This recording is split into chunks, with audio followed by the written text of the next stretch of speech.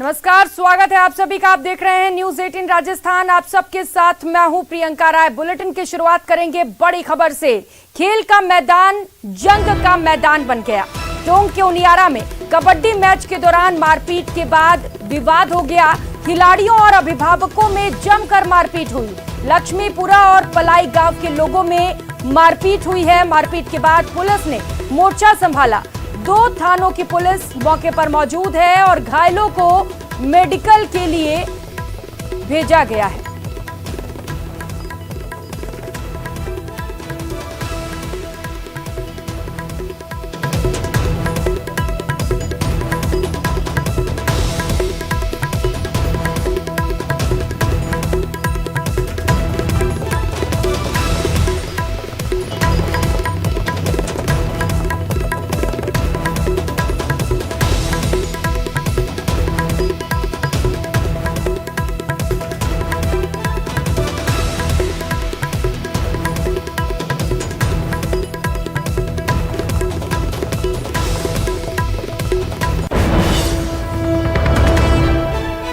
इस वक्त ये बड़ी खबर आपको बता रहे हैं टोंक के उनियारा से, जहां पर कबड्डी मैच के दौरान मारपीट हो गई। मारपीट के बाद 2 थानों की पुलिस इस वक्त मौके पर तैनात की गई है। खेल का मैदान जंग का मैदान बन गया। कबड्डी का मैच चल रहा था, इस दौरान मारपीट हो गया है। विवाद हुआ किसी बात को लेकर। खिलाड़ियों और अभिभावकों के बीच जमकर मारपीट हुई। लक्ष्मीपुरा और पलाई गांव के लोगों के बीच ये मारपीट हुई है और मारपीट के बाद पुलिस ने मोर्चा संभाला है। 2 थानों की पुलिस इस वक्त मौके पर तैनात कर दी गई है। तो वहीं घायलों को अस्पताल में भर्ती कराया गया है उपचार के लिए। और चलिए रुक कर लेते हैं एक और बड़ी खबर का। भारत और नीदरलैंड के बीच महामुकाबले को बात करेंगे। भारत ने टॉस जीत लिया है। भारत ने बल्लेबाजी करने का फैसला लिया है। तो आज अहम मुकाबला भारत और नीदरलैंड के बीच होगा और इसे लेकर अपडेट आपको बता दें। भारत ने टॉस जीत लिया है और पहले बल्लेबाजी करने का फैसला लिया है। आज का ये मैच बेहद रोमांचक होने वाला है और सबकी निगाहें इस मैच पर टिकी हुई है। और अपडेट आपको बता दें, भारत ने टॉस जीत लिया है और सबसे पहले भारतीय टीम पिच पर उतरेगी और बल्लेबाजी करेगी।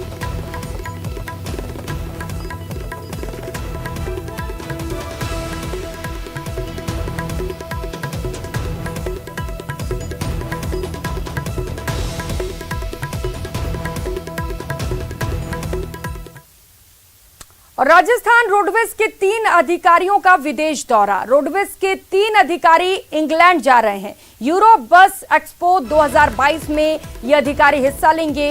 1 नवंबर से 3 नवंबर तक का ये इनका इंग्लैंड का दौरा है। रोडवेज विभाग के खर्चे पर ये सभी अधिकारी इंग्लैंड का दौरा करेंगे। रोडवेज आपको बता दें कि आर्थिक संकट से जूझ रही है। हाल ही में कर्मचारियों ने पेंशन को लेकर प्रदर्शन भी किया था और हाल ही में रोडवेज हेडक्वार्टर का भी घेराव किया गया था और हेडक्वार्टर को सील भी किया गया था। रोडवेज सीएमडी की दफ्तर को भी सील किया गया था। 3 अधिकारियों के इंग्लैंड दौरे पर रोडवेज 7.5 लाख रुपए खर्च करेगा। आसिफ सहयोगी हमारे साथ जुड़ चुके हैं। आसिफ, एक और तो रोडवेज घाटे में और जो कर्मचारी उनको पैसे नहीं दिए जा रहे हैं, पेंशन नहीं दिए जा रहे हैं, और एक और लाखों का खर्च। प्रियंका, सबसे बड़ा सवाल यही है। हालांकि आमतौर पर देखा जाता है कि जब भी विदेशों में कोई नवाचार होता है या किसी तरीके का एक्सपो लगता है तो चाहे केंद्र सरकार हो या राज्य सरकार हो, अपने अधिकारियों को, अपने कर्मचारियों को नए नवाचार सीखने के लिए विदेशों के दौरे करवाती है।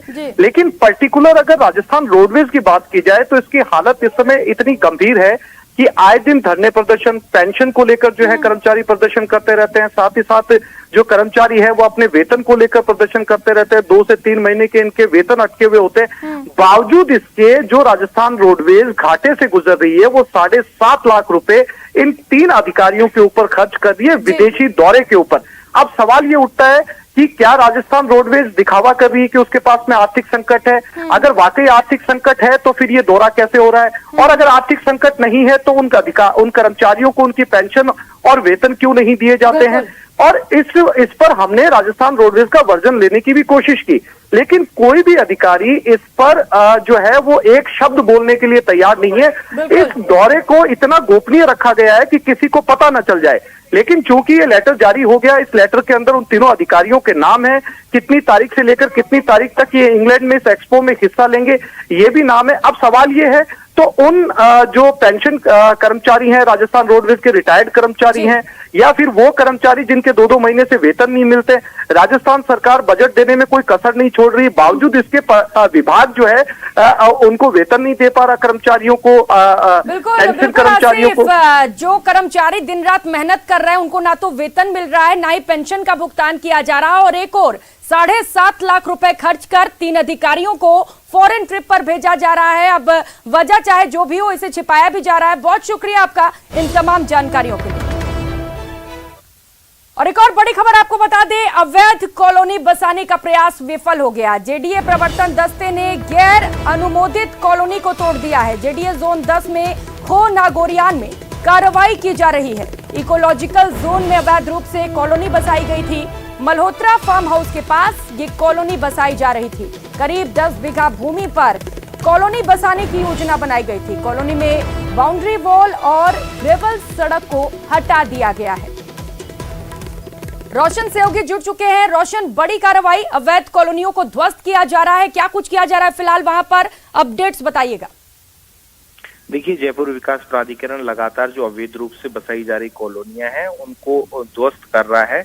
आज भी जेडीए जोन 10 के अंदर जो इकोलॉजिकल ये जो क्षेत्र है इसके अंदर अवैध रूप से कॉलोनी बसाई जा रही थी। करीब 10 से 12 बीघा ये जमीन थी जिसके ऊपर ग्रेवल और बाउंड्री वाल कर अवैध कॉलोनी बसाई जा रही थी, जिसको आज जेडीए के प्रवर्तन दस्ते ने स्थानीय पुलिस जाब्ते की मदद से ध्वस्त किया है। और अब यहाँ पर जी रोशन, अभी वहां पर क्या कुछ कार्रवाई चल रही है और कब तक इस कार्रवाई को अंजाम दे दिया जाएगा, कब तक ये कार्रवाई खत्म हो जाएगी?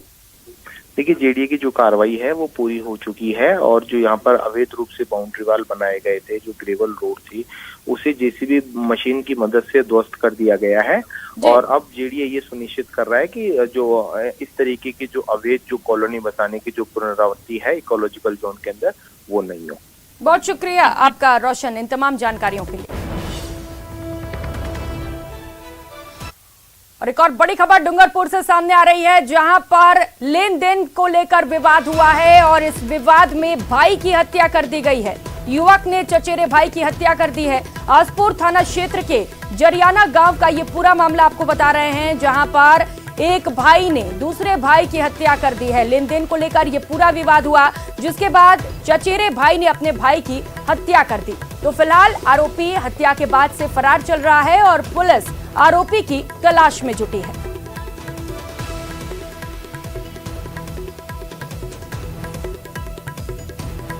तो पैसों के लेन देन को लेकर विवाद हुआ 2 भाइयों में और इसके बाद एक भाई को गुस्सा आ गया और उसने अपने चचेरे भाई की हत्या कर दी है। हत्या के बाद से आरोपी मौके से फरार है। पुलिस आरोपी की तलाश में जुटी हुई है।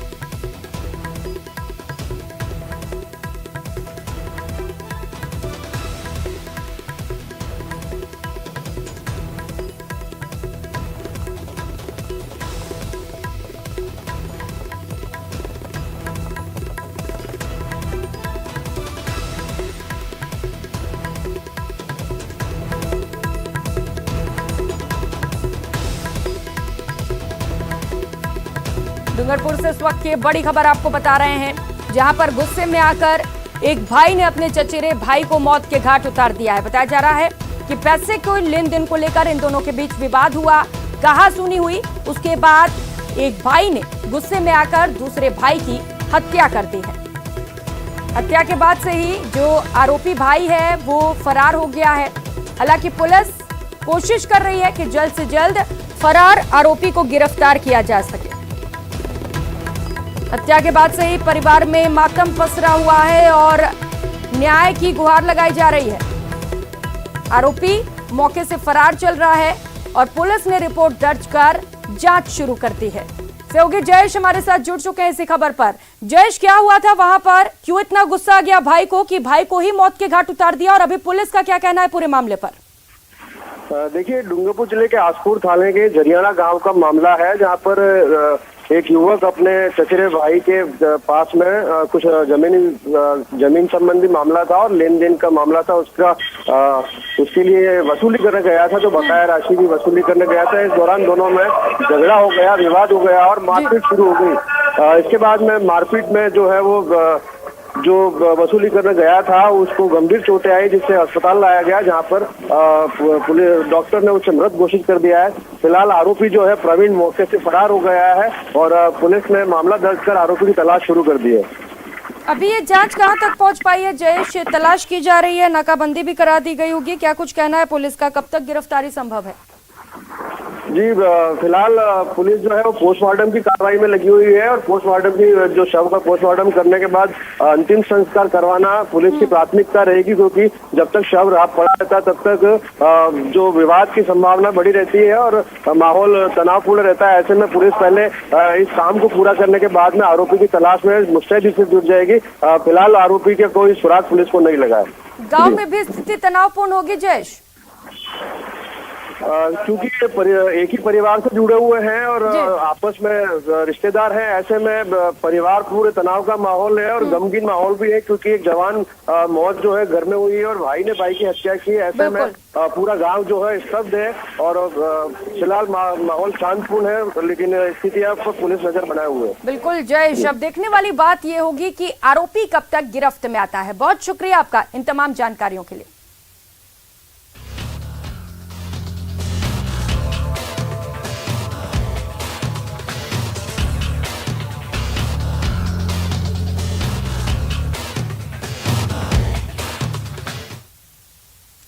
यूक्रेन में करो या मरो, जी हां, रूस ने न्यूक्लियर फोर्सेस को ट्रायल के लिए उतार दिया है। बताया जा रहा है कि रूस ने मिसाइलों पर परमाणु सामग्री लोड कर दी है और टारगेट भी फिक्स कर दिया है। लगातार परमाणु हमले की धमकी देने वाला रूस एक बार फिर से परमाणु अभ्यास करने जा रहा है। पिछली बार रूस ने फरवरी में न्यूक्लियर ड्रिल की थी। इस खबर से दुनिया भर में हड़कंप मच गया है।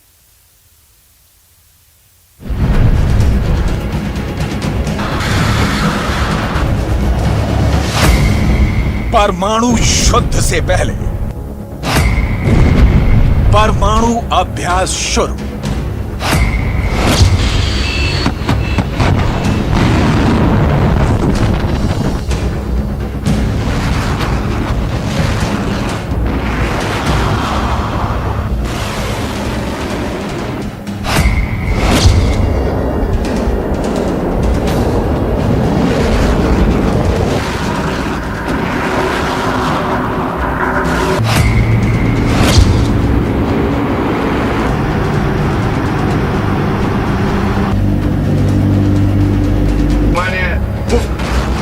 रूस के एटम बम निकल गए हैं।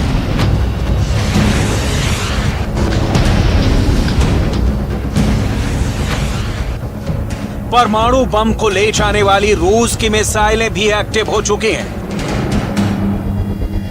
रूस की मिसाइलों पर परमाणु विस्फोटक लोड किए जा चुके हैं। टारगेट लॉक हो चुका है।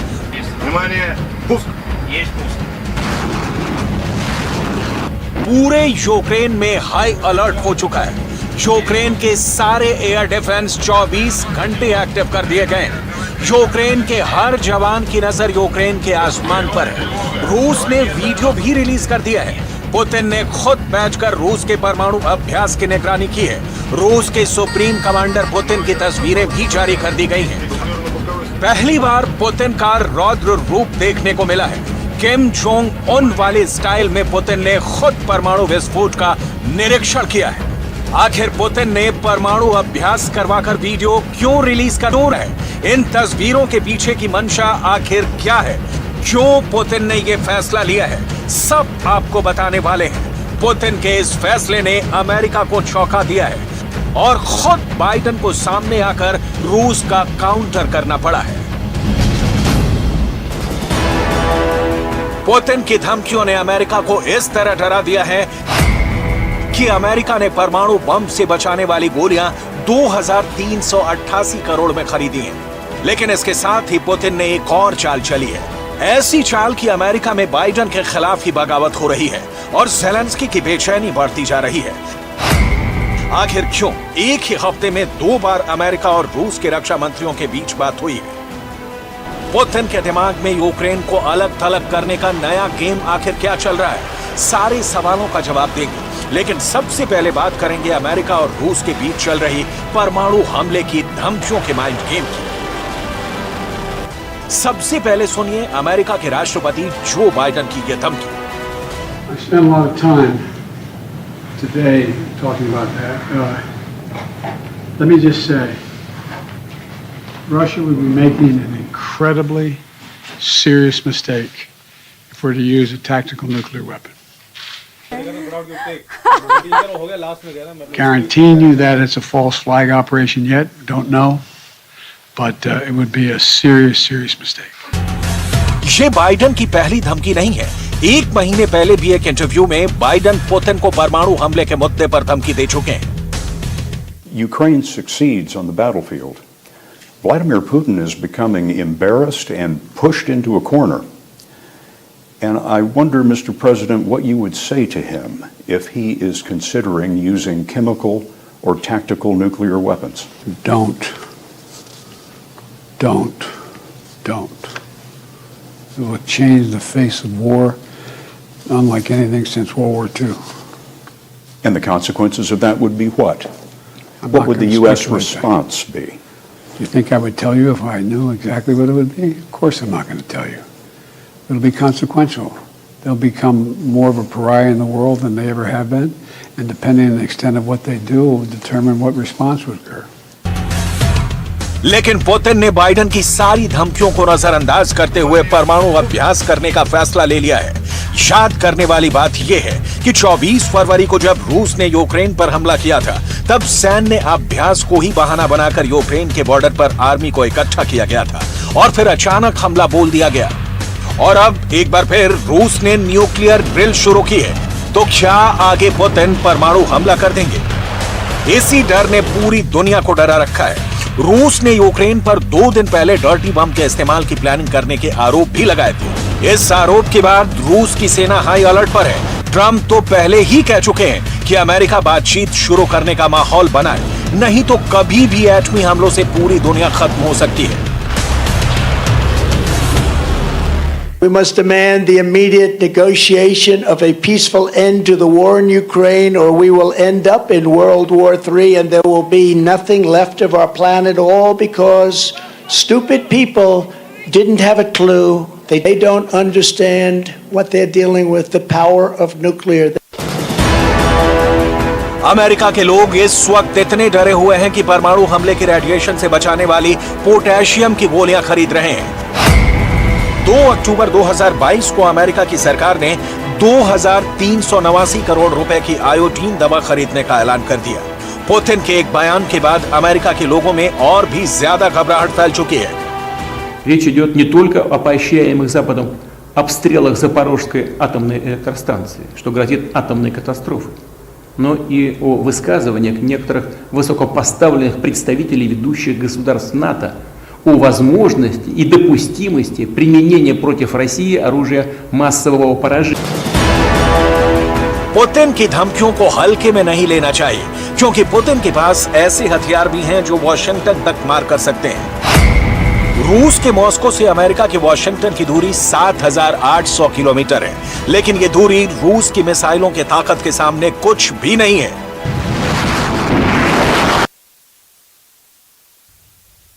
रूस और यूक्रेन युद्ध को शुरू हुए 8 महीने हो चुके हैं, लेकिन कोई नतीजा नहीं निकला। शुरुआती समय में महज कुछ दिनों का ही युद्ध मान रहे रूस को यूक्रेन ने एक के बाद एक कई झटके दिए हैं।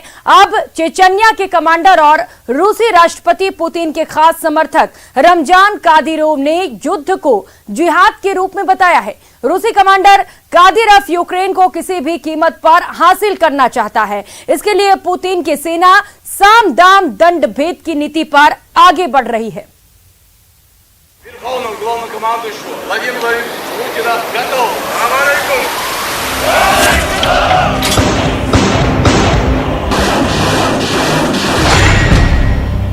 चेचन कमांडर कादिरोव का सनसनीखेज ऐलान।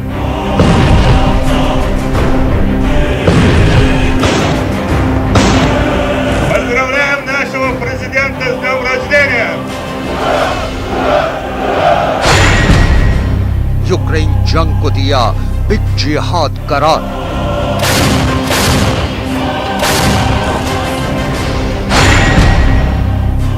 यूक्रेन को तबाह करना कादिरोव का मकसद।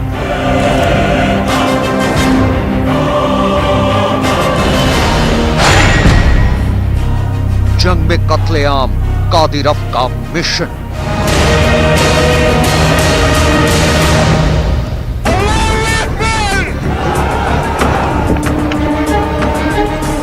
रूस के राष्ट्रपति व्लादिमीर पुतिन के खास और सबसे वफादार कमांडरों में से एक चेचन कमांडर रमजान कादिरोव ने यूक्रेन जंग के दौरान एक बार फिर एक सनसनीखेज ऐलान किया है। ऐलान जंग में कत्लेआम मचाने का। दरअसल कमांडर कादिरोव का कहना है कि जिस तरह रूस की सेना यूक्रेन के शहरों और उसकी फौज को निशाना बना रही है, वो जंग जीतने के लिए नाकाफी है। लिहाजा वो रूसी सेना की रणनीति से नाखुश है। इसलिए कमांडर कादिरोव ने रूसी सेना को यूक्रेन के शहरों को दुनिया के नक्शे से ही हमेशा हमेशा के लिए मिटा देने का फरमान दिया है। Крайне да он недоволен, да он сегодняшней ситуацией, да он, ну, есть, да он, люди, которые командуют, да он, наверху они больше его понимают, чем я, больше видят, да он, но я тоже имею свою долю, да он, в этом государстве, да он, как доброволец, да он. चेचन कमांडर रमजान कादिरोव के इस एक बयान का सीधा सा मतलब ये निकलता है कि राष्ट्रपति पुतिन का ये खूंखार कमांडर यूक्रेन के जंगे मैदान में कत्लेआम चाहता है। दरअसल जो लोग कमांडर कादिरोव को जानते हैं, उनका कहना है कि कादिरोव यूक्रेन के शहरों को नेस्त नाबूद नहीं, बल्कि उनके नामो निशान को हमेशा हमेशा के लिए मिटा देने की ख्वाहिश रखता है। सिर्फ इतना ही नहीं, कादिरोव ने टेलीग्राम चैनल पर अपने एक बयान में एक ऐसा ऐलान किया है जो अमेरिका और नेटो की परेशानी बढ़ा सकता है। दरअसल कादिरोव ने यूक्रेन जंग को जिहाद करार देते हुए दुनिया के मुस्लिम समुदाय से इस जंग में अमेरिका और यूरोप के खिलाफ शामिल होने की अपील की। यानी अब राष्ट्रपति पुतिन का ये खतरनाक कमांडर डर्टी टैक्टिक्स का इस्तेमाल भी कर रहा है। Это большой джихад. Это большой джихад, который мы все должны участвовать. И мы не остановимся дома. Мы будем убивать их дома, где бы они находились дома. Какая разница, кто им помогает, Америка что дома, или Европа дома. Вы вообще о чем вы беспокоены дома? Что у них разве есть дома столько возможностей дома? Столько сил, средств нет у них дома.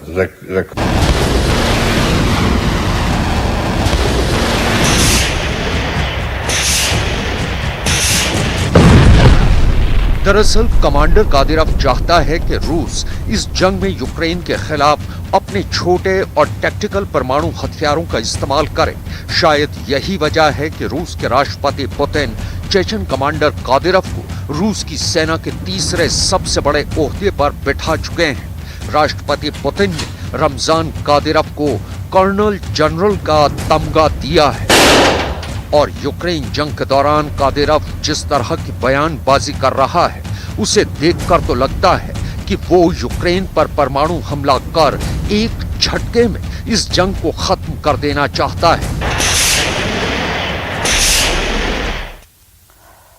रूस के खिलाफ नेटो और अमेरिका ने कई आर्थिक प्रतिबंध ये सोचकर लगाए थे कि इससे पुतिन मजबूर होंगे, लेकिन ऐसा हुआ नहीं। पुतिन और मजबूत नजर आते हैं। पुतिन की कूटनीति के आगे पश्चिमी देश बेबस नजर आ रहे हैं। जैसे RS-36 सैटर्न मिसाइल की रेंज सबसे ज्यादा 16,000 किलोमीटर है। RS-28 सरमत की रेंज 10,000 किलोमीटर से भी ज्यादा है। इसके अलावा भी पुतिन ने एक और चाल चली है। अमेरिका, ब्रिटेन, फ्रांस और नाटो के देशों ने रूस पर आर्थिक प्रतिबंध लगाए थे। इसलिए कि रूस की अर्थव्यवस्था कमजोर हो जाए और खुद पुतिन को ही रूस के अंदर इस्तीफा देना पड़ जाए। लेकिन इससे पुतिन की अर्थव्यवस्था और ज्यादा मजबूत हो गई, क्योंकि भारत और चीन ने रूस से सस्ता तेल खरीदने का फैसला कर दिया। अब हालत यह है कि पुतिन के लिए गड्ढा खोदने के चक्कर में बोरिस जॉनसन की कुर्सी जा चुकी है। लिज ट्रस 2 महीने भी प्रधानमंत्री नहीं रह सकी और अमेरिका के अंदर बाइडेन के खिलाफ भी बगावत शुरू हो चुकी है। अंतर्राष्ट्रीय कूटनीति में पुतिन की चालों का मुकाबला कोई नहीं कर सकता है। दरअसल बाइडेन की पार्टी डेमोक्रेट्स के 30 सदस्यों ने बाइडेन के विरोध में चिट्ठी लिखी।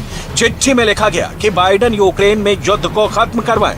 24 अक्टूबर को लिखी इस चिट्ठी में बाइडेन को सलाह दी गई कि रूस से बातचीत शुरू की जाए।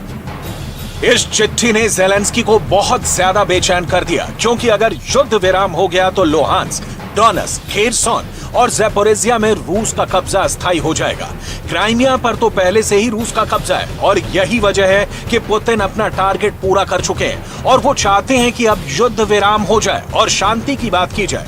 इसलिए सिर्फ 1 हफ्ते के अंदर ही पुतिन के इशारों पर रूस के रक्षा मंत्री ने 2 बार अमेरिका के रक्षा मंत्री से फोन पर बात की है और यही वजह है कि ज़ेलेंस्की काफी परेशान हो रहे हैं, क्योंकि अगर रूस और अमेरिका के बीच कोई साठगांठ हो गई है तो यूक्रेन जंग में अकेला पड़ जाएगा और लुहांस्क, डोनेत्स्क, खेरसोन और ज़ैपोरिज़िया के इलाके हमेशा के लिए उससे अलग हो जाएंगे। लेकिन जब तक कोई समझौता नहीं हो जाता, पुतिन का सारा फोकस खेरसोन की लड़ाई पर लगा हुआ है। Сейчас, когда мы столкнулись и с необходимостью решать более быстрыми темпами вопросы, связанные с обеспечением специальной военной операции и связанные с борьбой с теми ограничениями в сфере экономики, с которыми мы столкнулись. पुतिन खेरसोन के हालात को लेकर काफी चिंता में है। इसकी वजह है यूक्रेन से आ रहे तमाम वो वीडियो जिसमें रूस के सैनिकों पर जबरदस्त हमले दिखाए जा रहे हैं। इस खास पेशकश में फिलहाल इतना ही। नमस्कार।